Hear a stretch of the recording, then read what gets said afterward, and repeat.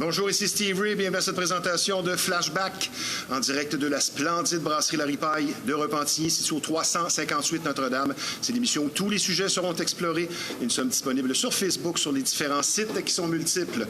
Concernant notre deuxième invité aujourd'hui, il est professeur, musicien, multi-instrumentiste d'expérience, propriétaire de l'école de DJ School Montréal et lui-même DJ. Donc, parfait pour l'analyse du sujet de sa chronique d'aujourd'hui, être DJ en 2025.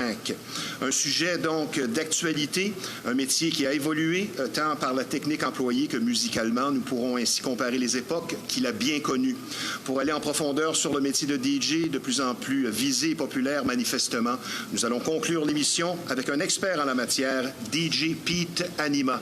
Mais tout d'abord, sans plus tarder, notre premier invité, l'itinérance est un problème de société toujours présent, tabou pour certains, mais on aura beau regarder ailleurs et faire comme si de rien n'était, avec l'arrivée des grands froids, la situation des gens sans ressources ni toit ne fait que se compliquer.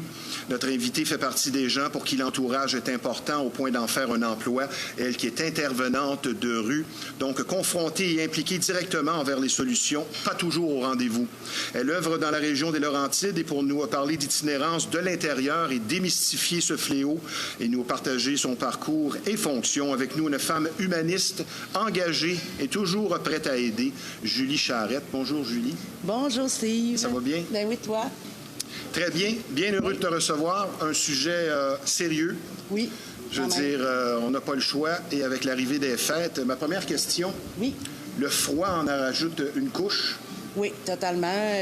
C'est sûr que, tu sais, on a... Les moins 20 ont paru vite cette année, là. Oui, oh, oui. La saison d'hiver a commencé vraiment trop tôt, là, cette année, là.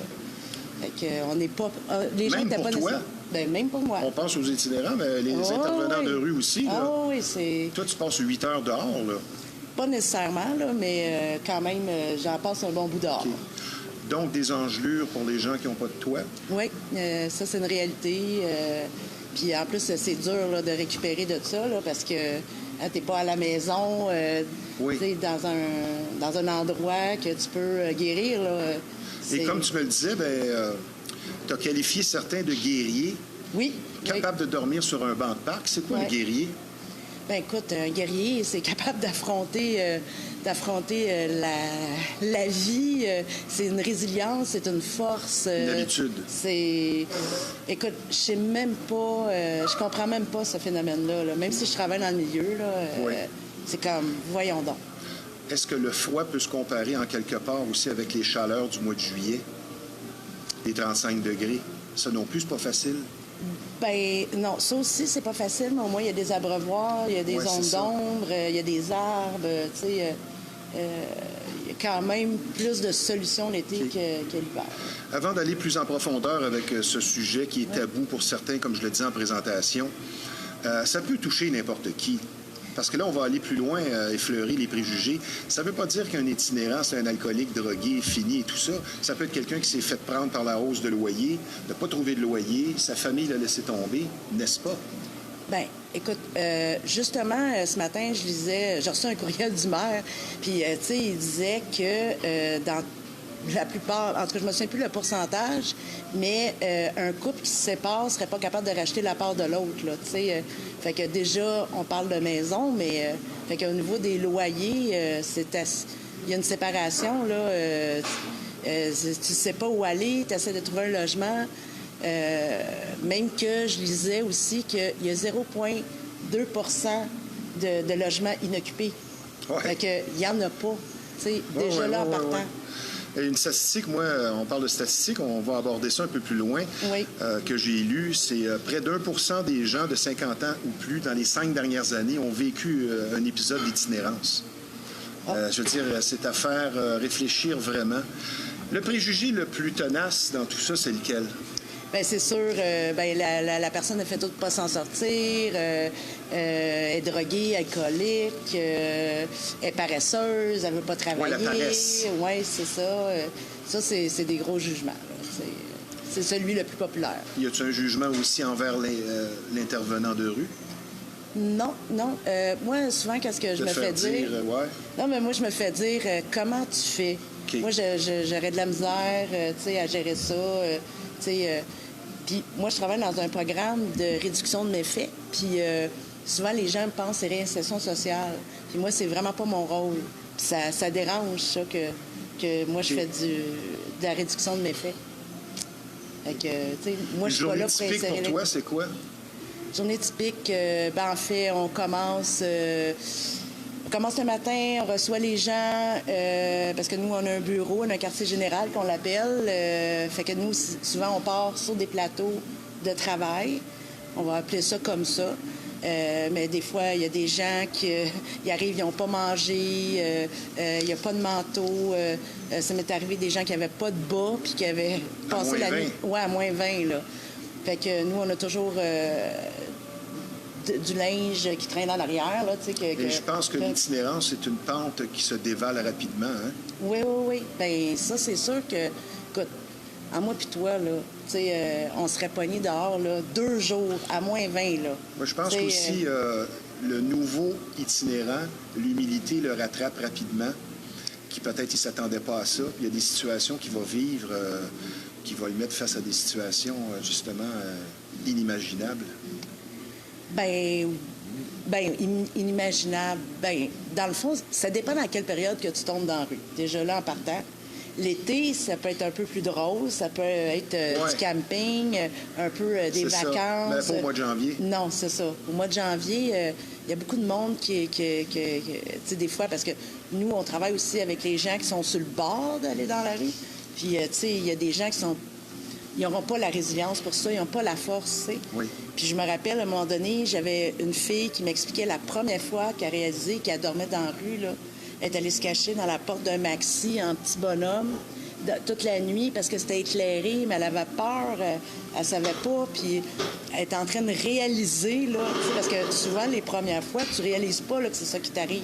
Tu dis, moi, ça n'arrive pas à moi. Tu me racontais aussi qu'il y a des gens, ils ont trouvé un truc pour être au chaud, c'est d'aller attendre à l'hôpital. Oui, aller attendre à l'hôpital, mais là, même c'est ça, hier, j'en parlais justement, puis même à l'hôpital, ils ont fait cette année, en tout cas, nous, dans notre région, une petite place est marquée en réparation, mais il y a une place pour donner un break. Oui, parce que je fais souvent la blague que, tu sais, la santé, ça marche pas très bien. Fait que 8 heures d'attente pour quelqu'un qui a envie de se réchauffer, c'est parfait. Là. Est-ce que tu calcules que les autorités en font assez? Eh mon Dieu, c'est une question un peu touchée. Je pense que tout le monde a une bonne intention. Je vais y aller comme ça. Mais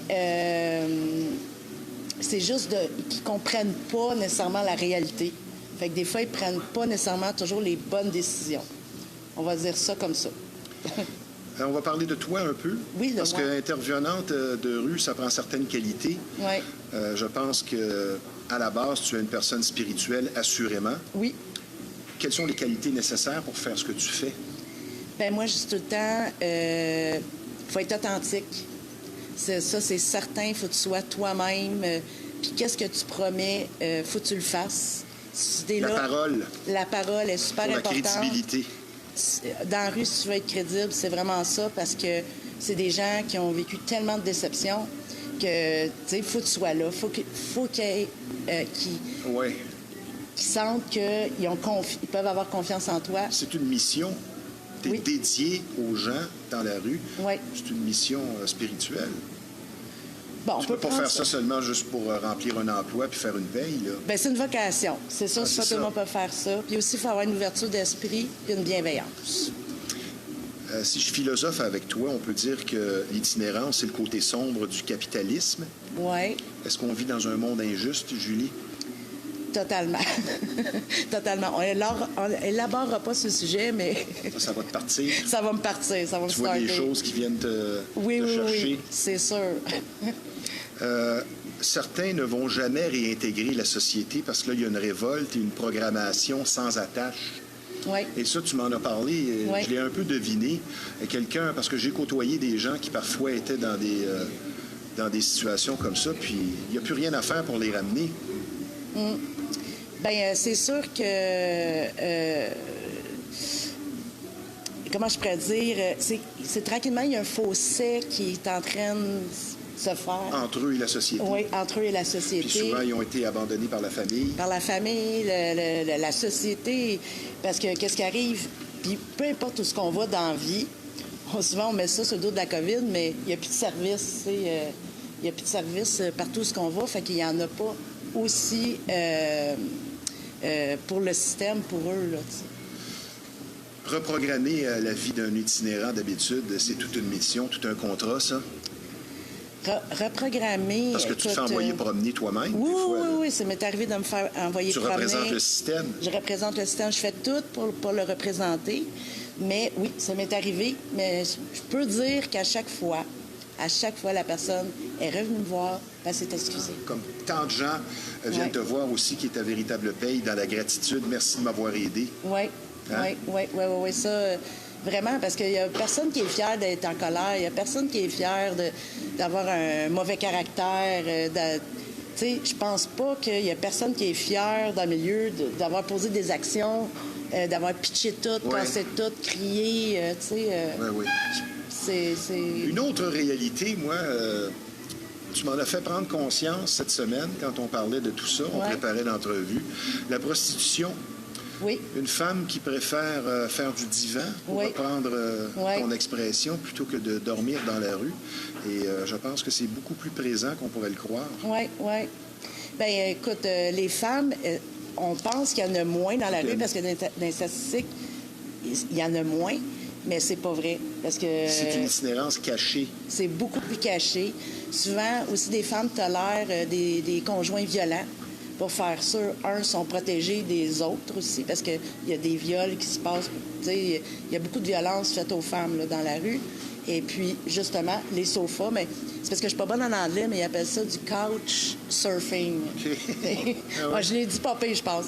Oui. Mais c'est ça, fait qu'ils font ça. Puis, tu sais, justement, j'en avais une cet automne. Elle m'a dit, je vais essayer de me respecter le plus que je peux. Mais à un moment donné, j'aurai pas le choix. Il va falloir que j'aille coucher sur un sofa, tu sais. Fait que c'est malheureux, mais c'est ça la réalité. On va parler de statistiques maintenant parce que tu as apporté quelque chose. Moi, j'ai pris connaissance de certaines statistiques qui font peur. Au Québec, c'est 10 000 personnes qui sont touchées par le phénomène. Oui. Et il y a 2 ans, ça a été une augmentation, une très forte hausse. À Montréal seulement, c'est 4 700 personnes, mais je pense même que c'est plus que ça. Donc, c'est plus difficile de se loger que de se nourrir. Oui. Et je pense que toi aussi, tu as des statistiques intéressantes là-dessus. Oui, bien, c'était vraiment, tu sais, entre 2018 et 2022, là, c'est 4 fois plus de gens qui sont dans la rue. Parce que j'ai pas eu le 2025. Ça coïncide aussi avec les augmentations de toutes sortes. Oui, bien, c'est ça. Là, la COVID, on va dire ça, il ne faut pas le dire, là, mais on dirait que on ne sait pas c'est la faute à qui, on nommera pas de nom, mais oui, il y a eu 4 fois plus d'itinérants. Bien, j'aime pas dire itinérants parce que dans le fond, c'est juste... C'est un terme qui insulte les itinérants? Bien, en fait, c'est juste au Québec. C'est-tu mieux que sans-abri? Sans-abri, sans logis, sans domicile fixe. Oui, OK. Fait que c'est ça. Nous, dans les Laurentides, on en a 464 qui étaient répertoriés. Puis il faut savoir que quand ils font ça, un dénombrement, bien, c'est sûr et celles qui veulent bien répondre aux questions. Parce que c'est pas la réalité. C'est pour ça que je disais tantôt 4 700 seulement à Montréal. Mais c'est beaucoup plus que ça. Parce que celle qui est visible dans l'itinérance, c'est celle qui est cachée. Oui. Puis moi, il y a une affaire qui m'avait bien surpris. Parce qu'il y a 75 d'hommes entre 30 et 65 ans, mais il y a 5 de 65 ans et plus dans les Laurentides. Ça veut dire qu'il y a des gens qui prennent leur retraite dans la rue. Tu sais, ça et ça crée des situations conflictuelles aussi dans les centres commerciaux. Parce que la personne a froid, elle doit rentrer, puis se fait regarder comme un déchet, on va dire les choses. Il y a des gens qui n'ont pas de tact. Et le côté humain n'est pas là, n'ont pas été exposés à ça. Et c'est pas facile. Même les toilettes. Tu sais, je veux dire, quand tu es dans la rue puis tu vas aller aux toilettes, les restaurants ne veulent pas que tu y ailles. Il n'y a pas de toilette pour toi dans la rue. Ce que tu me racontais, une espèce de refuge où il y avait une toilette pour 60 personnes. Oui, aussi. Comment veux-tu arriver à avoir un peu de dignité dans tout ça? En plein ça. Là, on va au-delà de l'intimité. C'est ta dignité qui est en cause. Bien, c'est ça. C'est humain d'aller aux toilettes. Là, oui. Finalement, ce qui guette l'itinérant, c'est la perte d'estime de soi.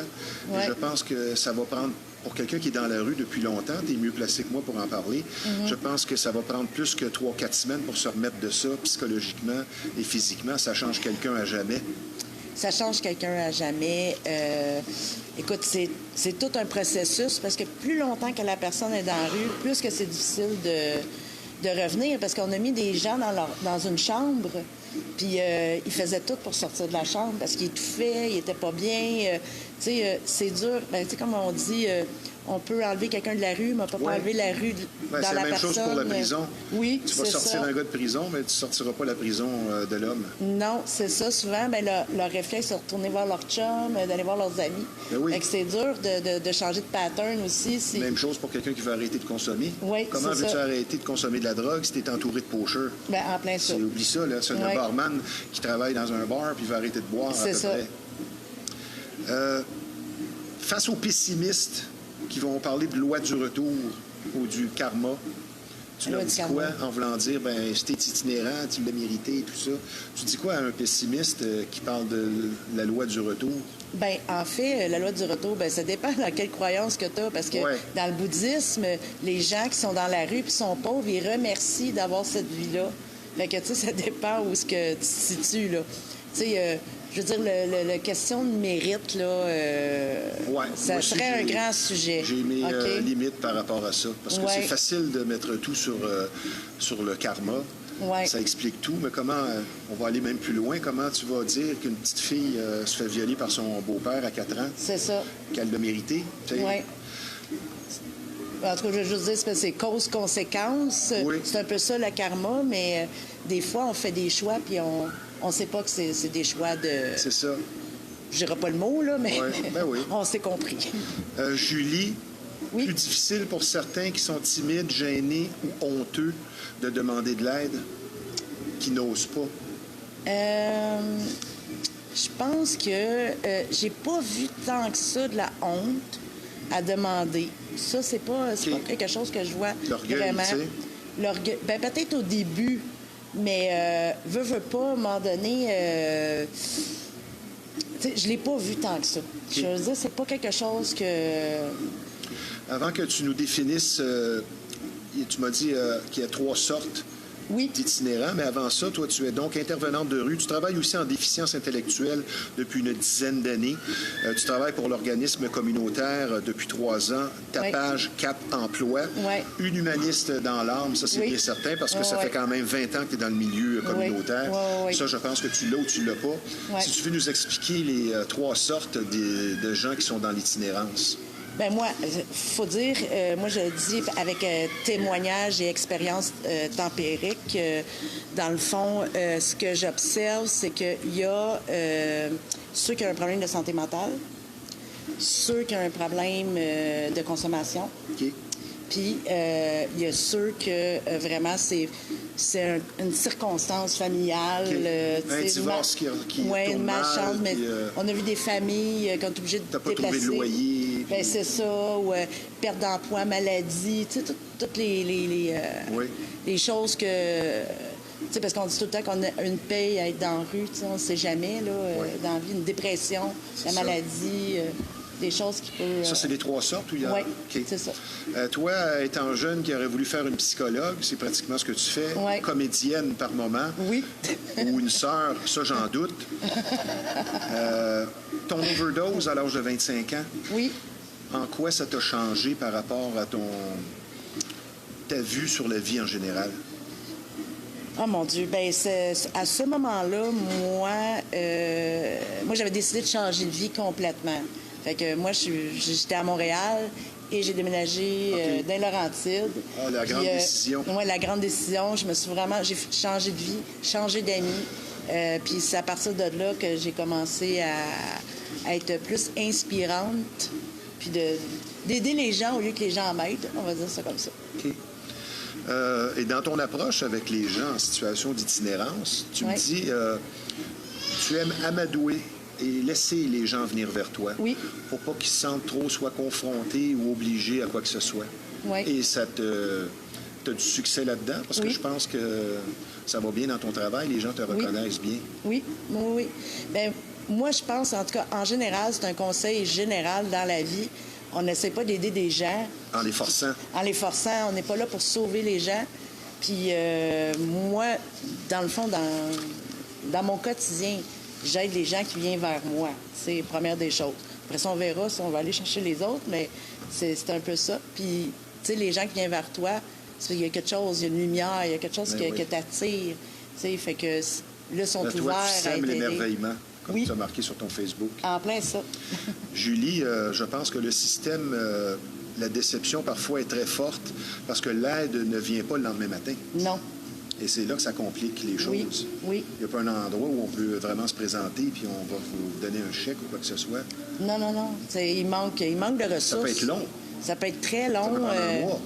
Ça peut prendre des mois. Parce que, tu sais, j'ai essayé d'aider des gens dans la rue pour se trouver un appartement, mais il n'y en a pas. Là, ça prend un HLM. L'HLM, il n'y en a pas. Il y a 3 ans d'attente. Après ça, ça va par catégorie. Regarde l'âge, le besoin de la personne, la santé. Fait que des fois... Pas de domicile fixe, pas de BS. C'est comme ça que ça fonctionne? Non, tu peux avoir quand même... un chèque de l'aide sociale, soit que tu as l'adresse directement là, au bureau, ou il y a des organismes communautaires qui prêtent leur adresse. Avant la pause, j'aimerais que tu me donnes un truc que toi tu emploies, qui est peut-être fort simple, pour redonner espoir. Peut-être une parole magique.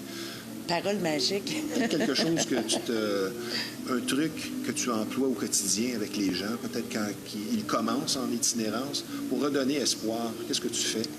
Mais moi, première des choses, c'est d'écouter les gens. Parce que c'est des gens qui sont pas souvent entendus. Parce que souvent, il y en a qui crient, il y en a qui veulent s'exprimer. Fait que prendre le temps d'écouter. Première des choses, sans rien dire. Ce serait mon premier truc. Ma chère Julie Charette, on va prendre une petite pause. Ce ne sera pas tellement long. Parfait. Très heureux de te recevoir et de parler de ce sujet qui, malheureusement, est tabou pour certains. Oui. Puisque je vous rappelle que vous regardez l'émission Flashback en direct de la splendide brasserie La Ripaille de Repentigny. C'est un endroit charmant, un personnel souriant, mais surtout accueillant, qui vous attend ici sur place. On vous offre d'excellentes assiettes, et ce, 7 sur 7. La spécialité de l'endroit, la pizza au four à bois, qui est tout simplement inoubliable. Donc, de tout pour tous les goûts, des spectacles de qualité, une atmosphère appréciée. Nous sommes situés au 358 Notre-Dame à Repentigny. La brasserie La Ripaille, une institution mythique, mais surtout sympathique. Et je vous rappelle également que nous sommes présentement en conversation avec une intervenante de rue afin de parler d'itinérance, la sympathique Julie Charette. Toujours autant d'activités tant sociales que musicales chaque week-end ici à La Ripaille de Repentigny. Et cette semaine ne fait pas exception. La promesse est tenue. Plaisir et musique, comme toujours au programme. Demain, jeudi, le 18 décembre, dès 19h30, c'est la formation officielle de La Ripaille qui vous attend, soit le Powerhouse Band, pour ce qui est dorénavant instauré tous les jeudis, un jam session où le public est invité à venir performer, pratiquer avec nous sur scène, donc apporter micro et instruments de musique pour l'occasion. Les musiciens d'expérience vous attendent ici sur place pour un plaisir musical assuré, une ambiance festive colorée. Et bonne nouvelle, c'est plutôt rare de nos jours, l'entrée tout à fait gratuite les jeudis pour le Powerhouse Band. Et c'est ce samedi 20 décembre dès 20h30 que sera présenté le spectacle très attendu du New Country Cover Band Midnight Train. Le country de plus en plus populaire et recherché comme style musical. Une soirée qui s'annonce vibrante et remplie d'action. Les meilleurs hits de reprise du country au programme, tant féminin que masculin, de Dolly Parton à Reba McEntire en passant par Lainey Wilson. Donc ça promet. Et les musiciens aguerris du groupe de cover Midnight Train vous en mettront plein la vue. Chapeau et bottes de cowboy, s'il vous plaît. Faut pas se gêner. C'est suggéré fortement. Et pour des billets, lepointdevente.com. Donc, samedi, Midnight Train, le New Country Cover Band qui vous attend. Également, aussi, à ne pas manquer, le gros party du Nouvel An, mercredi prochain, le 31 décembre, dès 20h, ici à La Ripaille. Et La Ripaille s'occupe de vous durant la période des fêtes. Par ailleurs, n'oubliez pas, une nouveauté à La Ripaille, l'occasion parfaite pour se faire de nouveaux amis les dimanches, dès 11h le matin. Venez dîner ou déjeuner avec nous, amateurs de danse en ligne, avec de l'excellente musique pour ce type d'événement. Donc, comme vous pouvez le constater chaque semaine, beaucoup d'actions, et ce, pour tous les goûts à la brasserie La Ripaille, et ce, depuis 1975. Je parle maintenant d'une soirée bien spéciale, un spectacle qui sera assurément haut en couleur, qui sera présenté le 18 avril prochain à Lévis, donc dans la région de Québec, à la salle L'Anglicane, et qui devient partenaire de l'émission Flashback, la production exclusive Nocturne Enchantée, un soir seulement, qui sera dirigée par l'excellente suivante, Elodia Alexandre, chanteuse et pianiste, professeure de musique, également d'expérience, qui sera sur scène avec son orchestre de 5 musiciens, 2 pianistes. Et Elodia sera avec nous dès la semaine prochaine pour le flashback spécial de Noël. Donc, une autoproduction de jazz de grande qualité, un feu roulant de reprises et de compositions pour une soirée magique dans un univers de fées enchantées avec costumes et danse, un événement rythmé à fond, d'Edith Piaf à Frank Sinatra, en passant par Ella Fitzgerald, plus de 20 titres au programme. Donc, pour une soirée mémorable et unique, le 18 avril prochain à Lévis, Nocturne enchantée, seulement 250 places, un spectacle qui restera gravé assurément dans nos mémoires. Les billets disponibles sur le www.elodiaalexandre.com. Maintenant, un sujet un peu plus sérieux. Vous allez être traité avec beaucoup d'écoute et de compréhension. Si vous vivez une infestation, vous aurez compris ici qu'on parle de bébites. Et pour certaines familles, c'est carrément un drame. Et plus vous attendez, plus le problème va s'aggraver. Donc, la solution à une infestation, c'est Rive-Nord Extermination. C'est près de 40 années d'expérience qui vous attendent sur place. Une entreprise familiale très sérieuse, un service personnalisé. Donc, la solution à une infestation, Rive-Nord Extermination, le numéro de téléphone dans le 450-582-6706. Julie. Oui. Si tu étais première ministre demain matin, quelle serait ta première décision concernant l'itinérance? Quelle serait ta solution? Écoute, mon Dieu, c'est parce que c'est quand même une longue réponse, là, mais dans le fond... Premier move. Premier move. Ben, en fait, c'est de trouver un endroit où on peut mettre ces personnes-là. Puis je pense que... Mais pas toutes au même endroit. C'est ça la réalité. Si on peut pas mettre toutes les mêmes personnes, mais faire des micro-villages ou des choses comme ça. Je veux dire, parce que l'idée, elle peut être longue. C'est pour ça que je mets l'histoire courte, là, mais... C'est un problème, je veux dire. Ouais. C'est pas une solution unique, je pense. Non, c'est ça. Parce que il y en a qui sont quand même bien dehors, la liberté. À un moment donné, des insérer puis dans un appartement, ça fonctionnera pas. On est différents, puis il va falloir s'ouvrir à la différence. Peut-être qu'il y en a qui n'en ont pas besoin d'un 3,5 nécessairement. Peut-être qu'il y a des gens, une cabane dans le bois, vont être plus heureux. Oui, c'est vrai, ça. Puis je pense que la première personne à poser la question, c'est à eux. Et peut-être qu'on vient un peu plus... moins porté vers le côté sociable en étant itinérant depuis longtemps. Ça se peut-tu, ça? Bien, non, parce qu'il y a quand même une micro-communauté qui a... Tu sais, je veux dire, ils ont quand même des amis. Il n'y a pas nécessairement tout le temps de solitude. Tu sais, il y a quand même une société. Contrairement à ce qu'on pourrait penser. Oui, c'est ça. Il y a beaucoup d'entraide dans la rue aussi. Il y a beaucoup de vols, mais il y a beaucoup d'entraide aussi. Il y a une micro-société quand même qui se fait. Puis c'est ça. Puis je pense leur demander à eux, c'est quoi votre besoin? C'est quoi vous voulez?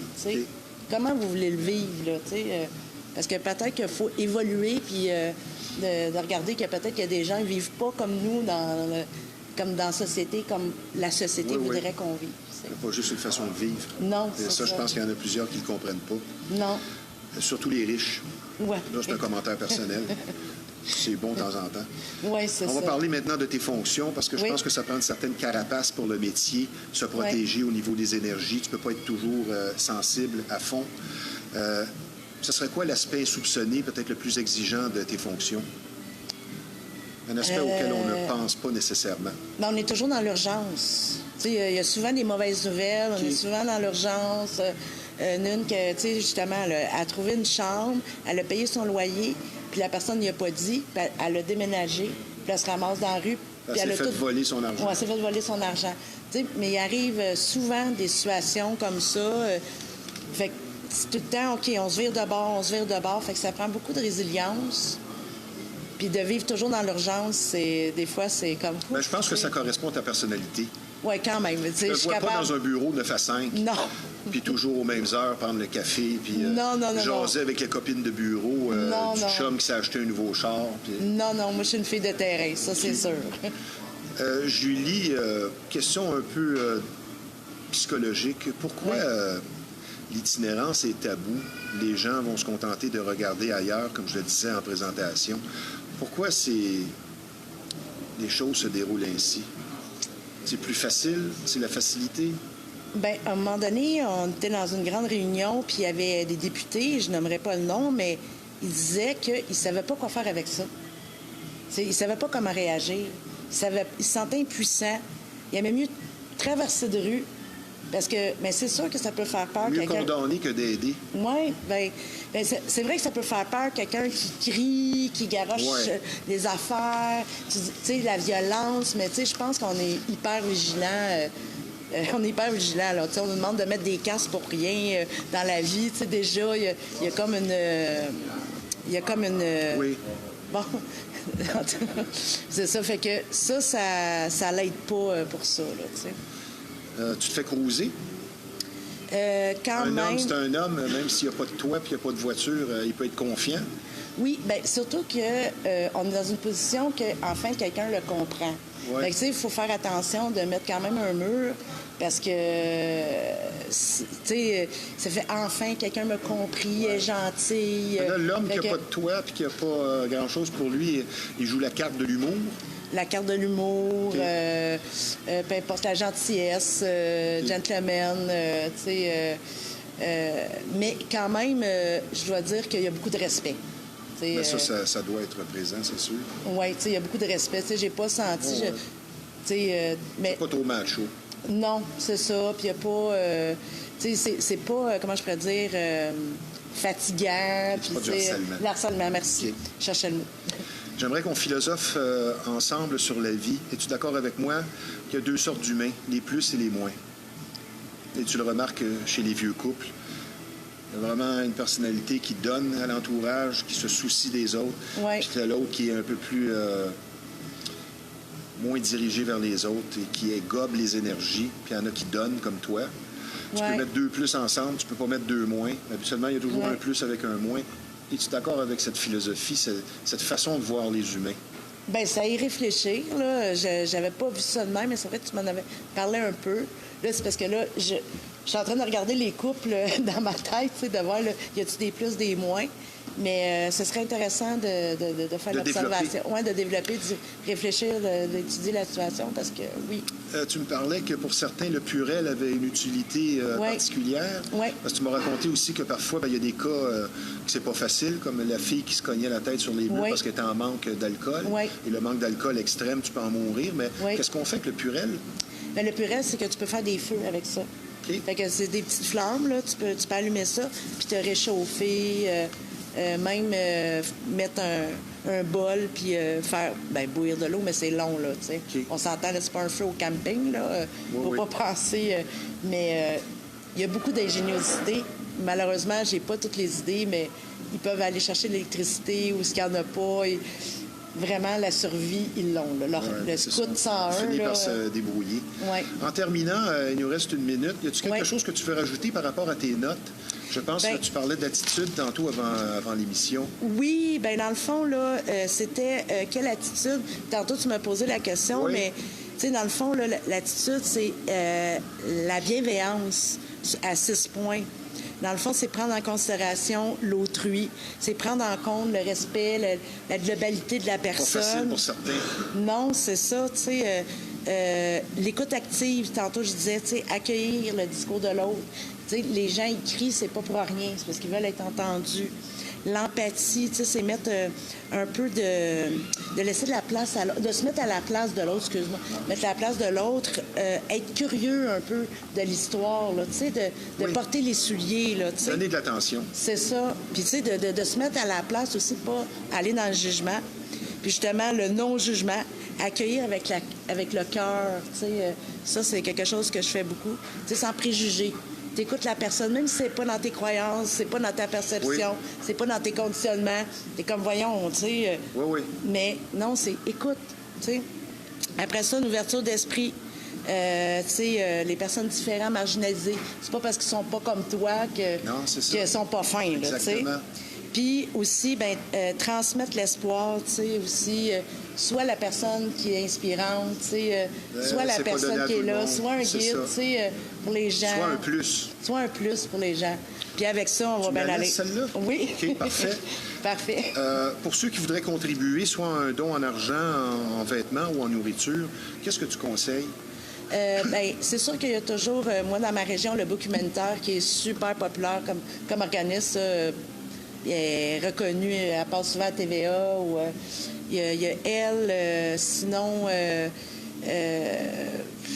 je sais qu'il y a des organismes à Montréal. Ben, c'est pas difficile à trouver, je pense. Une chose que souvent on parle de vêtements, mais un don là, que vraiment que jamais offre, c'est des transports. Parce que quand quelqu'un est malade, justement, il y a des engelures, il faut qu'il aille à l'hôpital, il se fait voler son sac à dos. Il n'y a pas d'argent pour le taxi ou pour l'autobus. Ça, des transports, là, ça, c'est un manque total. Parfait. Fait que, félicitations pour ta dédication et ton beau cœur. C'est pas donné à tout le monde d'agir ainsi. Je te souhaite de vraies solutions. Oui. Que tout le monde va mériter. Un joyeux temps des fêtes. Merci de ta présence à l'émission et je te dis, Julie Charette, tout simplement, à bientôt. Bien, merci. Merci d'avoir été des nôtres. Ça fait plaisir. À la prochaine. On va parler maintenant d'un partenaire important de l'émission Flashback. Parlons donc musique et en particulier du rêve de plusieurs et de plus en plus d'actualité, soit de devenir DJ pour l'excellence d'un enseignement complet qui a fait ses preuves et ça depuis 2010. L'école de DJ, DJ School Montréal, peu importe votre âge et votre niveau, vous propose une formation de 5 mois agréable de grande qualité. DJ School Montréal, c'est un programme unique et dynamique où l'art de mixer avec technique et pratique assistée supervisée sur mesure pour vous, ainsi que la prestance sur scène et la recherche musicale nécessaire au métier et la préparation de vos choix sont abordés. Fait important, plusieurs de nos élèves, donc, se sont ensuite trouvés du travail dans le domaine des groupes francophones et anglophones pour un service qui rejoint tous et chacun. C'est très important chez DJ School Montréal. Des prix compétitifs pour atteindre vos objectifs. Il y a même un bal définissant comme une école traditionnelle avec remise de diplôme, puis des soirées DJ School bimensuelles pour garder la main. Donc, DJ School Montréal s'occupe de vous de A à Z pour partir du bon pied pour une formation complète et inégalée. Pour s'inscrire, c'est plutôt simple. info@djschoolmontréal.ca ou les différents sites web ou tout simplement par téléphone dans le 514-952-5990. D'ailleurs, le propriétaire sera avec nous de l'école DJ School Montréal dans quelques instants, tout de suite après les publicités. Donc, à l'école de DJ School Montréal pour un enseignement unique, mais surtout dynamique. Et mentionnez le nom Flashback de l'émission et vous aurez un 10 % de rabais. Maintenant, pour un coaching individuel ou en entreprise, parlons croissance personnelle et professionnelle. Vous sentez qu'il est temps d'avancer, de changer, surtout de ramener la passion au cœur de votre parcours. La solution simple et efficace, c'est Sylvie Côté, surnommée la passionnatrice.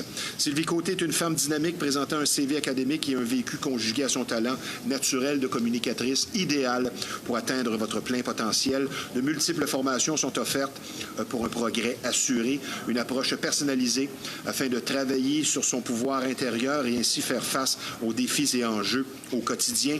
Plainte de clients difficiles, motivation défaillante, atteinte des objectifs de vente et civilité éthique au travail, développement organisationnel accru notamment. Sylvie Côté vous redonnera énergie et motivation afin d'être l'élément productif au sein d'une équipe qui passera au niveau suivant.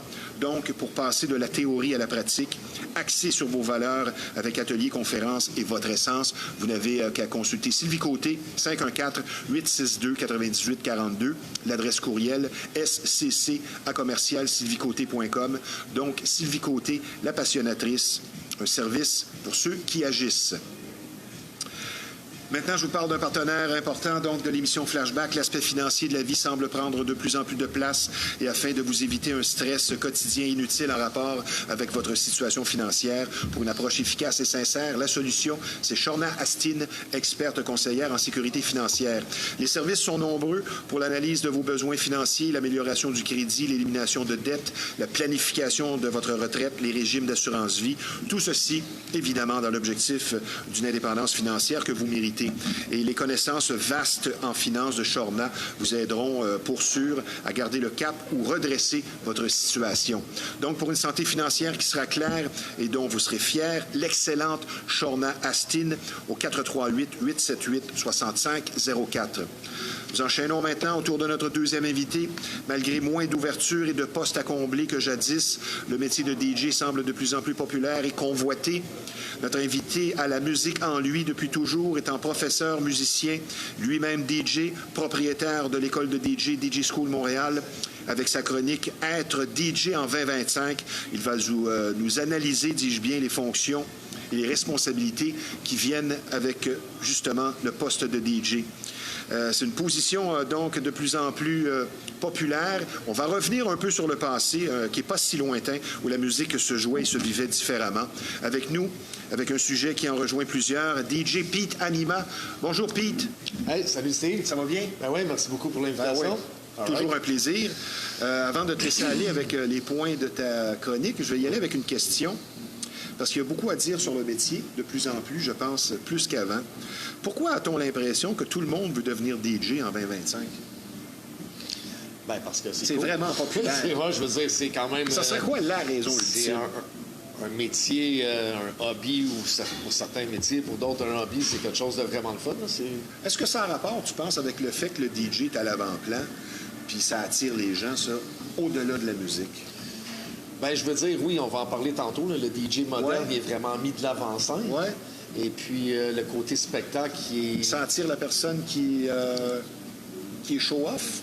Ben, qui est show-off, puis en même temps, c'est beaucoup plus accessible que jadis autrefois. C'était comme plus compliqué, on va dire, d'être DJ, plus compliqué puis plus coûteux aussi. Hein, acheter des tables tournantes. Donc tu réponds déjà à mon autre question en comparaison. Est-ce que c'est plus exigeant qu'il y a 25 ans? Ben, tout à fait, là, oui. OK. Ouais, on a beaucoup d'assistance grâce à l'ordinateur qui va servir de copilote au DJ. Intéressant. Que ça va faciliter beaucoup la tâche. Là. Puis je pense que c'est un des Donc, facteurs... c'était plus difficile en 90. C'est ça que tu me dis? Oui, tout à fait. Ouais. Ben, j'aime ta franchise. C'est beaucoup plus difficile de mixer sur des vinyles avec du matériel analogique, utiliser des ordinateurs. Je pense que c'est pas compliqué, ton premier point. On a pensé à la même chose quand on s'est parlé cette semaine. Le point majeur, la différence avec le passé, bien, c'est l'image du DJ qui est à l'avant-plan. Si tu veux procéder. Ben oui, donc je vais commencer ma chronique. Bonjour tout le monde. Donc, le DJ moderne, contrairement à l'ancien DJ, oui, il est mis de l'avant-plan. Donc, le côté spectacle, le côté charismatique, le contact visuel, tout ça, parce que jadis, on se souvient, nous, on a vécu ça dans les clubs autrefois. Puis Caché. encore ça, même au Faux-Foot électrique. Même l'animateur, parfois, n'était qu'une voix dans le club. Tu sais, il y a encore des clubs comme au Faux-Foot électrique à Montréal. Le DJ, il est dans un coin en haut, dans un DJ booth, puis les gens dansent en bas. Donc, tu sais, au Faux-Foot, le stage est fait pour des bands, non pour le DJ. Donc, on a encore ce format-là que le DJ, il se retrouve dans un DJ booth isolé. Le DJ moderne, c'est ça, il est vraiment mis de l'avant-plan, là, contrairement à ça. Donc, avec les light shows, puis vraiment, c'est lui qui va devoir donner un spectacle. Donc, c'est sûr que tout le côté costume, apparence, charismatique, regarder le public. Donc, ça va être super important. Tu sais, quelqu'un de gêné, ou même aujourd'hui, ce qui se passe, c'est de mixer devant les ordinateurs. Tu sais, ça va être important de mettre ça de côté pour garder le contact visuel. Pete, ça veut-tu dire que si tu n'as pas une belle image ou tu es un peu négligé de ta personne, tu ne travailleras pas? Ben, pas que tu travailleras pas, mais tu sais, je veux dire... Ça va être plus compliqué. Niveau notoriété, tu vas être plus bas dans la charte, là, évidemment. Donc, pour acquérir une bonne notoriété, je pense que l'image, le bien paraître, tout, le DJ moderne, ça va de soi. On fait quoi, le gars qui est super bon pour la musique, mais qui est timide à l'extrême? Ben, écoute, parce que tu dois en avoir des élèves parfois qui... Oui, puis je leur dis peut-être au début, regarde, mettre des lunettes de soleil, at least, ça peut t'aider à briser cette barrière-là versus te cacher en arrière d'un écran d'ordinateur. Juste les lunettes de soleil, ça look good. Ça fait... Moi, je dis, quand tu rentres dans un DJ booth, c'est important de mettre tes souliers. C'est comme être acteur. Là. Donc, tu viens acter ton rôle de DJ. C'est ça, le DJ moderne. Donc, tu es acteur en quelque sorte, en restant toi-même, bien sûr, tu joues ton personnage de DJ. Donc, si tu veux poursuivre. Ouais, donc ça serait mon premier point. Le deuxième point, c'est bien sûr, ça va tourner autour de la sélection de la musique. Ah oui. C'est certain que des anciens formats de DJ, ils vont être plus rester dans les vieux classiques et tout, mais le DJ moderne, la musique va tellement vite. Il y a tellement de nouveaux releases qui sortent à chaque jour, à chaque semaine. Il faut vraiment rester à l'affût pour être up-to-date. Puis tu sais, c'est pas juste de passer des nouveaux morceaux, mais d'aller chercher des vieilles pépites aussi, de connaître ces vieux classiques. De connaître les top charts puis d'aller chercher des trucs underground. Donc, c'est de jongler avec tout ça qui va faire, on en parlait, là, un beau voyage musical en bout de ligne. Donc, c'est pas juste les tops, c'est pas juste les classiques, c'est pas juste les underground, c'est tout ça mis en œuvre. Là, ouais. Donc, savoir s'adapter au public selon différents tableaux. Est-ce qu'on est en train de jouer dans un club d'After Hours, dans un événement de mariage, dans un événement corpo, dans un événement street que le monde font des graffitis? Je vais y aller avec une question qui a rapport un peu à ça. On en a parlé, toi et moi. De ma longue expérience de travail avec les DJ que j'ai soit œuvré dans des nightclubs ou que j'ai interviewé, mes amis sont des DJ. J'avais une réflexion dernièrement, puis je me disais, bien, il y a vraiment deux sortes de DJ. Tu as le DJ qui est DJ, un peu jukebox. Ouais. Puis tu as le DJ, artiste DJ, lui, il vient créer, raconter une histoire sur le plancher de danse. Es-tu d'accord avec ça? Oui, je suis d'accord avec ça. Puis, ben, tu sais, il y a même plus que deux sortes de DJ. Il y a, mais tu sais, plusieurs branches. Si on y va juste là-dessus, ouais. là, tu as les DJ, puis tu as les artistes DJ. Puis je pense que souvent, on va donner une certaine notoriété aux artistes DJ. Ben, les artistes t'es DJ... aussi méritoire de faire un ouais. DJ dans un mariage. C'est très exactement. exigeant. Oui, c'est même plus exigeant parce qu'un DJ artiste, lui, il va vraiment faire ce qu'il veut. Tandis que le DJ de corpo de mariage, lui, c'est le grand capitaine. Il doit connaître toutes les eaux, être capable de naviguer dans tous les terrains, puis il va mixer longtemps, entre 4 et 7 heures de temps. Donc, il doit vraiment être capable de faire évoluer selon la mise en situation du moment. T'sais. Est-ce qu'on met de la musique pour ambiance, que les gens discutent, ou le dance floor commence à lever, on monte le son, puis on envoie plus des boulettes. Donc, c'est ça. Moi, je trouve que c'est techniquement peut-être moins show-off un DJ de corpo mariage, mais c'est beaucoup plus exigeant au niveau de la sélection musicale. Oui. Ouais. Point suivant, mon cher Pete. Point suivant, mais évidemment, ça va être la technique, tu sais, puis le DJ moderne, on pense beaucoup. Moi, personnellement, James Hype, c'est plus ou moins ma tasse de thé côté musical, mais côté performance, c'est quelqu'un que je respecte beaucoup. Puis ça, c'est mitigé, tu sais, il y a du monde qui disent, hey, il en met trop et tout, mais je veux dire, côté performance, c'est très inspirant de le regarder parce qu'il va utiliser beaucoup de technologie moderne pour les mettre en œuvre de manière à pas juste mixer la musique, mais faire une performance. On pense à des backspins, des scratch, des tone play, des finger drumming. Il fait beaucoup de tricks. Et moi, puis, je vais te dire, moi, j'ai horreur de ça. Oui, c'est ça. Le scratch puis tout ça. Là, moi, je vais entendre des bonnes tunes. Là, exactement. Donc, on a puis deux parfois, types de... j'ai vu quelque chose cette semaine, un DJ qui répondait à quelqu'un qui lui disait « J'aime pas les scratchs », puis il s'est mis à faire des scratchs pour tourner ça en dérision. Mais parce qu'un autre phénomène aussi qu'on observe, l'ego du DJ, qui tout d'un coup ne pense pas du tout aux danseurs. Puis là, il veut montrer qu'il en connaît des tunes, surtout, mettons, dans un spectacle 80-90. Puis là, en dedans de 5 minutes, il va te faire jouer 15 tunes, une après l'autre. Ouais, là, le DJ dit, ben là, moi, je vais vous montrer que j'en connais des tunes, mais le danseur n'aime pas ça. Parce qu'il est là, dit, ça change trop. On entendait ça à C'est quoi 96.9 back in the days, il faisait des blocs. Non, mais c'est à la radio. Mais sur un plancher de danse, les gens veulent danser, savourer. Ils veulent entendre. Faut pas avoir peur de faire jouer l'intégrale de 8 minutes parfois, tu sais. Ben moi, personnellement, je suis. Tu sais, je suis pas un nouveau DJ, ça va faire, je te le disais, pas loin de 30 ans que je mixe. T'es pas mal vieux. Mais j'ai 45, là. Je suis pas si vieux que ça, je suis mid-age.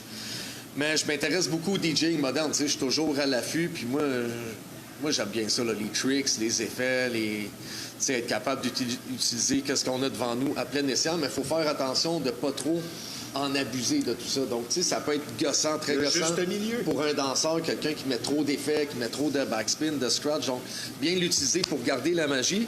Puis, côté technique, c'est ça, on retrouve beaucoup ça. Le DJ moderne, des fois, il va inviter des musiciens, des trucs comme ça, à travers son DJ set. Ça vient faire comme un semi-live.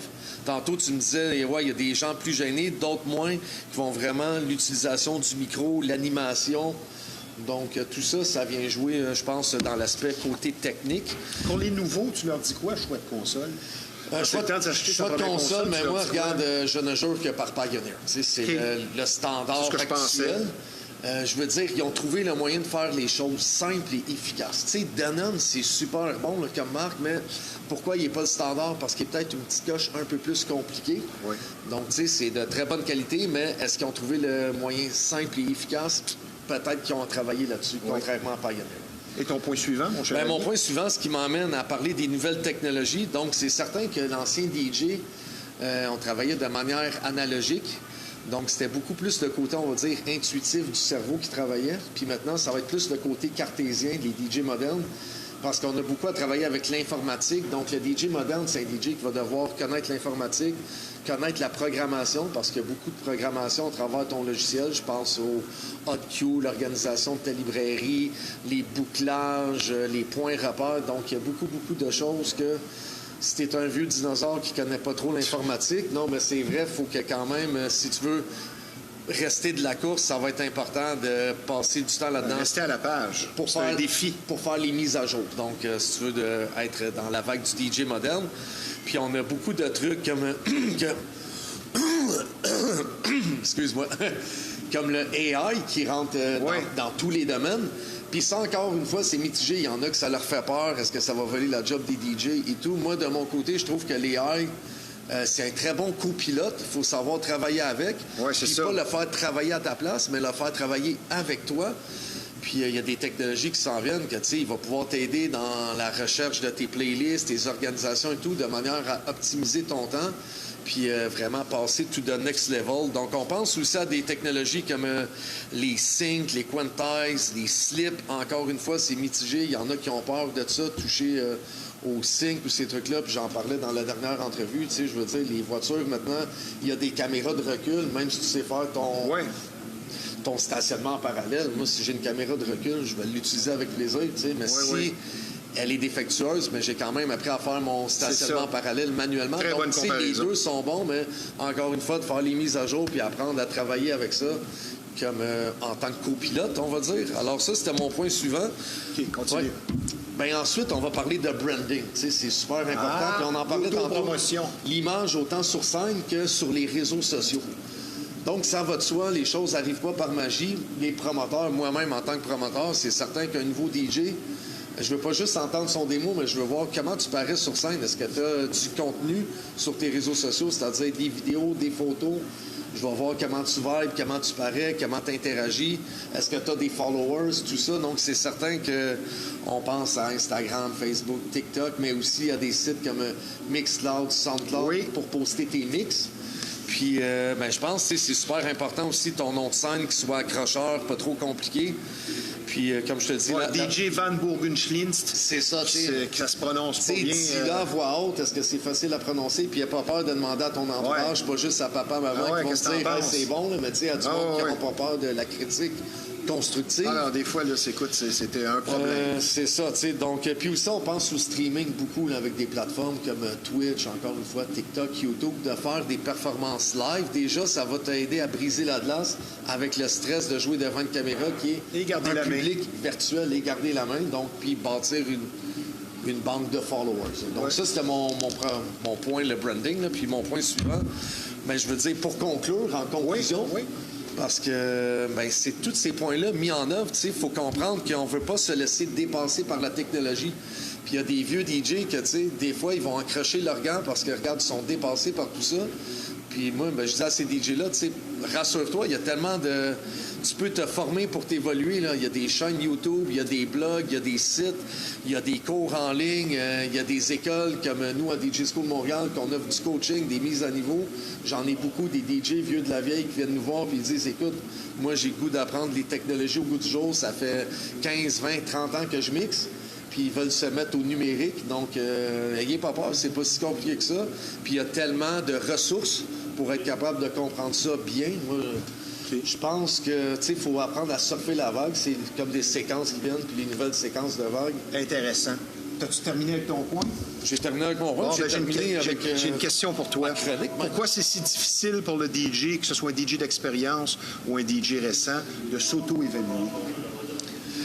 Pourquoi c'est Parce qu'il y en a qui se mettent là, puis il y en a qui ont tendance à toujours se mettre là. Puis selon moi, c'est mieux de te sous-estimer que de te surestimer. Moi, j'encourage tous mes élèves là, à toujours s'enregistrer autant que possible. First of all, c'est facile d'appuyer sur un record puis t'écouter après. Donc, pas une écoute récréative, mais tantôt, Julie parlait de ça, même l'écoute active. Même en musique, cette écoute active-là, c'est l'écoute analytique. Donc, réécoute-toi pas en faisant ton aspirateur du samedi. Non, écoute-toi avec des feuilles. Tu prends des notes. Oh, à 5 minutes 20, excellent. Mon mix est débité un petit peu. Donc, ça, je pense que c'est une bonne auto-évaluation. Toi-même, comme un bon boxeur qui va faire du shadow boxing devant le miroir, il va pouvoir corriger des points. Même chose en DJing. Le fait de s'écouter, même te filmer si tu es capable. Oui. Puis après, tu vas être capable de t'auto-évaluer, t'auto-coacher. Même chose dans l'animation. Si tu réécoutes une émission de radio que tu as fait ou même un télévisuel, les gens vont dire « Ah, ils s'écoutent parce qu'ils s'aiment. » Non. Moi, j'écoute même les émissions pas de son. pour voir le visuel vraiment dans son moindre détail. Et c'est comme ça que tu fais les correctifs. Moi, j'ai eu mon band de musique pendant 10 ans. Chaque show, on se filmait, puis après les shows, on se réévaluait toujours. Puis c'est ce qui a fait en sorte que notre performance de scène, on a été ça capable accélère la progression. de next level. Là. Maintenant, une question très d'actualité. On parle de c'est quoi être un DJ en 2025. Là, moi, j'ai des vieux DJ qui font toutes sortes de commentaires sur les nouveaux DJ à cause des machines, à cause de la technologie. Puis là, ben, la question, les nouveaux DJ sont-ils des tricheurs et des faux DJ? On fait quoi avec ça, Pete? Ben vraiment pas. Puis je pense que c'est pas un jeu non plus. Il n'y a pas de règlement comme si tu joues à Risk, par exemple, puis t'as triché parce que, je sais pas, t'as pris des trucs qu'il fallait pas dans le jeu. Non, le but, c'est premièrement de s'amuser puis de livrer la marchandise. Donc, que ce soit d'animer une soirée, que ce soit de faire danser un public ou de participer à une compétition comme le DMC Championship, par exemple. Oui. Je veux dire, même le DMC, c'est adapté maintenant. Est-ce que d'utiliser des vinyles time-code puis des stems, puis des hot cues, c'est de tricher. Non, c'est juste encore comme tu disais, efficace. Surfer la nouvelle vague. Puis je pense, sans vouloir être méchant, ces gens-là qui ont ce discours-là, qui sont dépassés par la technologie, sont voire même un petit peu jaloux de voir ces nouveaux DJ-là qui sont capables de faire plein de trucs. J'aime ça ce que tu dis. Ils sont même paresseux. Ils n'ont même pas voulu prendre la peine d'investir du temps d'apprendre ces nouvelles technologies-là, puis sont restés pris dans des vieux patterns. Puis tout à leur honneur aussi, je veux dire, des DJ qui sont restés vinyles, moi je respecte ça, mais quand même de peut-être laisser la chance, ouvrir la porte, puis aller voir qu'est-ce qu'on peut faire maintenant en 2025, voire 2026, le mois prochain. En 1 minute, même pas dans 2 semaines. En 1 minute, tantôt je te disais, il y a 2 sortes de DJ, le DJ ou l'artiste DJ. Le rôle numéro 1 du DJ, et je veux que tu philosophes là-dessus, c'est de transmettre des émotions. C'est ça le rôle du DJ. Oui. Transmettre des émotions. Des émotions qui vont t'amener à danser. Oui, exactement. Puis c'est pas nécessairement, oui, la plupart du temps, faire danser les gens, mais c'est pas toujours ça. T'sais, on pense en DJ de mariage, pendant que les gens mangent, le but, c'est pas de les faire danser, c'est de leur faire vivre des émotions, mettre une musique d'ambiance, de toile de fond qui va leur faire vivre des émotions. Et je pense que quand tu as compris ça, tu viens de progresser automatiquement parce que c'est ton rôle. On va prendre une petite pause, mon cher Pete. Oui, on a beaucoup de plaisir à te recevoir ici. Merci beaucoup. Puisque je vous rappelle que vous regardez l'émission Flashback en direct de l'éternelle brasserie La Ripaille de Repentigny. C'est un bar, salle de spectacle des plus fréquentés et appréciés, mais également un restaurant au service et au menu de grande qualité. Nous sommes présentement en compagnie d'un homme de musique complet pour parler du métier de DJ, propriétaire de l'école de DJ, DJ School Montréal, partenaire de l'émission Flashback, DJ Pete Anima. Je parle maintenant d'un endroit spécialisé dans le domaine de la mécanique et de son entretien qui propose un rendement des plus crédibles et reconnus. L'atelier de mécanique générale Fast Tuning pour la qualité d'un service complet, exclusif et ce à des prix compétitifs. Un personnel accueillant et un service compétent, spécialisé aussi en véhicules européens. Une bannière existant déjà depuis plus de 20 ans, donc une fiabilité reconnue et appréciée. Un garage pour faire du millage, comme dirait l'autre. Donc Fast Tuning, c'est sur 223 Notre-Dame à Repentigny. Le numéro de téléphone dans le 450, c'est le 470-1333. Le client est notre priorité, notre promesse, un service de qualité. Et de nos jours, il est de plus en plus difficile de trouver un service de coiffure et barbier traditionnel. Et c'est justement ce que vous offre l'unique salon de coiffure et barbier Roger, un endroit qui existe depuis plus de 50 ans, ce qui en dit long donc sur sa popularité et fiabilité. Donc des services de coiffure et coupe classiques, de barbier, de teinture et de mèche, hommes et femmes. Non seulement une crédibilité établie sur du solide, mais surtout une courtoisie et un professionnalisme inégalé. Un salon impeccable où vous serez servi avec le sourire. Donc le salon, dis-je bien, de coiffure Roger, reconnu tant pour la qualité que la gentillesse du personnel. Avec ou sans rendez-vous, c'est au 313 rue Notre-Dame à Repentigny. Le numéro de téléphone dans le 450-582-2525. Le salon de coiffure et barbier Roger pour une satisfaction et un service de qualité assuré. Quelques questions pour terminer, mon cher Pete. Oui. Tu es nouvellement papa dans la vie. Ben oui. Mais étant propriétaire de l'école DJ School Montréal, tu dois être un peu, je pense, paternaliste dans ton approche, pas seulement avec ton fiston, mais avec tes élèves. Je te perçois comme ça. Oui.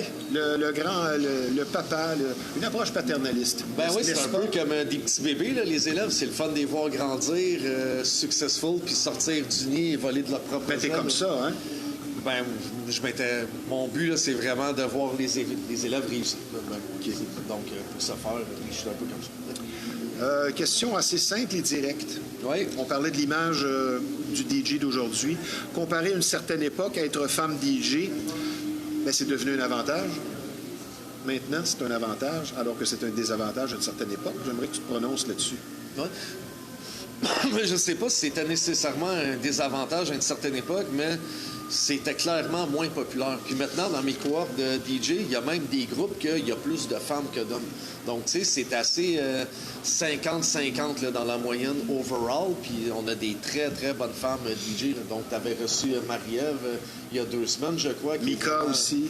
Oui. Ben, j'en ai reçu plusieurs. Insomnia. Il y en a plein, mais tu sais, Lady Black Ice. Back in the days, on avait des DJ comme Mistress Barbara, Ouais. Mouse, Mini. Tu sais, on les comptait sur un doigt de la main. Ouais. Les bonnes DJ femmes à Montréal, il y en avait des bonnes, mais tu sais, ils n'étaient pas très nombreuses. Maintenant, il y en a. On pourrait sortir une liste, là, une longue liste. Je pense que dans le métier de DJ, être un peu plus vieux est un avantage. Est-ce que le DJ se doit de connaître tous les titres, toutes les chansons? Bien, pas nécessairement tous les titres et toutes les chansons, mais d'avoir une connaissance générale de la musique, je pense que c'est super important. Puis à l'école aussi, on enseigne ça. Donc, l'histoire musicale, on va initier certains gens à des nouveaux styles, des nouveaux courants musicaux. Donc, je pense que c'est important de toujours rester à l'affût là-dessus, là, puis d'écouter des émissions de radio, d'écouter des DJ shows, de lire sur des blogs. Oui, s'abonner, oui. Après tant d'années, est-ce que la musique t'apporte la même chose qu'il y a 25 ans? Est-ce que ça s'est transformé ou c'est la même passion pure musicale? Ben, je veux dire, ça évolue toujours. Hein, c'est en Je parle de toi personnellement. Oui, c'est moi personnellement. Okay. Ça l'a évolué. Là, tu sais, quand j'écoutais de la musique adolescent, maintenant, ça, je l'entends plus d'une oreille nostalgique qu'à l'époque. Donc, ça évolue la manière que mon cerveau y interprète la musique. Là. C'est rattaché à des souvenirs, hein, la musique.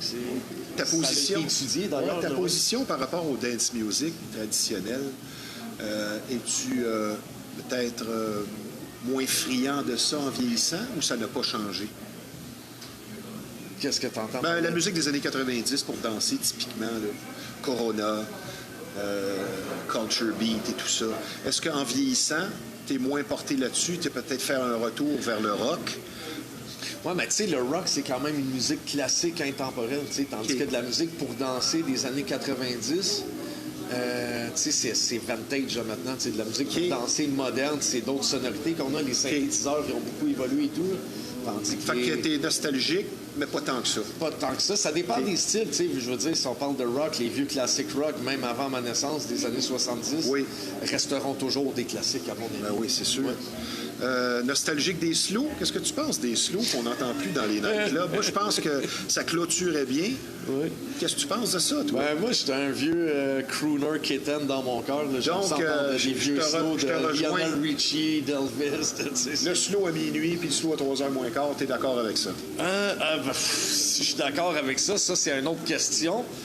Peut-être que je sais pas à quel point que, tu sais, moi, personnellement... Parce que les gens suivraient, c'est ça. C'est ça. Personnellement, de la corpo, je t'avoue que j'ai accroché mes gants dans cet hémisphère-là, mais est-ce que les gens suivraient? Tu sais, je sais pas si c'est pas que moi, ce que je remarque, là, dans anciens modèles, là. Même si je ne vais plus nécessairement beaucoup dans les nightclubs, comme, disons, il y a 20 ans ou 30 ans, ce que je remarque, et les slows qui ne sont plus là en sont un signe... je veux dire, ça saute aux yeux. Les gens, les hommes et les femmes sont moins ensemble. La cruise n'est plus vraiment présente dans le nightclub. C'est plus... Tu regardes au bar... ne se fait plus de la même manière. T'as plus au bar un gars en train de cruiser une fille, puis un autre en train de cruiser avec une fille, puis là, dans un coin, un homme puis une femme en train de s'embrasser. C'est plus ça. C'est 3-4 filles ensemble, 4-5 gars ensemble. C'est beaucoup ça. Et je trouve ça un peu triste, mais qu'est-ce que tu veux, on est vieux jeu. Oui, ben c'est ça. Je pense que ça se fait maintenant sur les téléphones intelligents de la cruise. Toi qui es fondateur de la réputée école de DJ, DJ School Montréal, qui existe depuis 2010, c'est quoi le pire défaut du DJ? Le pire défaut du DJ... Soit jeune ou vieux. Écoute, c'est de peut-être rester dans des vieilles habitudes, justement, des bad habits, des faux plis. Puis, tu sais, il y en a beaucoup. Pas assez d'adaptabilité. Ils ont un petit côté tête dure, orgueilleux, puis, tu sais, ils ont appris à faire les choses d'une certaine manière, puis ils ont des fois de la difficulté à sortir de ce cadre-là pour corriger un petit peu le tir. Pourquoi le techno et le house, spécialement, semblent les styles qui vieillissent le mieux? Ben écoute, parce que c'est les deux styles originaux. Hein. On pense à la Chicago House puis la techno de Détroit. On pense au Demolition Day 1979 au stade de baseball des White Sox, qui a vraiment un gros point marquant de Il a même l'histoire de la fallu, musique. c'est un programme double, ils ont fait ça entre les deux matchs. Il a fallu canceller le deuxième match. Tu savais que les billets étaient vendus 98 sous en hommage à la station de radio 98.5. Oui, c'est Steve Dahl, Dahl, exactement. qui est en arrière de ça, le Un Moses DJ de rock Prêtre. qui avait fait une parodie de...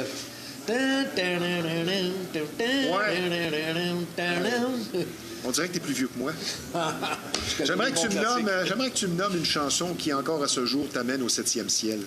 Qui encore Peu importe le style. jour m'emmène Une chanson là, que si tu meurs demain, tu veux l'emmener avec toi au ciel ou en enfer. A mi manera di Gypsy King. Ouais? OK. Et voilà. Qu'est-ce que tu te souhaites pour 2026? Ben, pour 2026, je me souhaite, premièrement, d'abord et avant tout, à ma famille, l'épanouissement, puis de vivre Beaucoup de musique. beaucoup de moments heureux avec ma femme et mon fils. Ça, c'est pour ma vie personnelle. Et puis pour ma vie en tant qu'artiste, ben oui, beaucoup de DJ, beaucoup de gigs, puis continuer à faire bien vibrer les foules. Puis pour l'école, mais on a travaillé justement la semaine dernière, tu m'avais appelé pendant le tournage. Donc on a tourné des nouvelles capsules. Puis pour l'école, je lui souhaite de rester en bonne santé grâce à ces capsules-là qu'on va aller élargir notre bassin d'élèves et puis d'adeptes. Entre nostalgique, je vais terminer avec une question. Oui. Si tu pouvais revenir dans le temps pour 24 heures, tu choisirais quelle année et pourquoi? Pour 24 heures, quelle année et pourquoi? Je pense 1996, le milieu des années 90, mes années d'adolescence, la naissance de mon band punk rock. C'était vraiment une année forte pour moi. Donc, oui.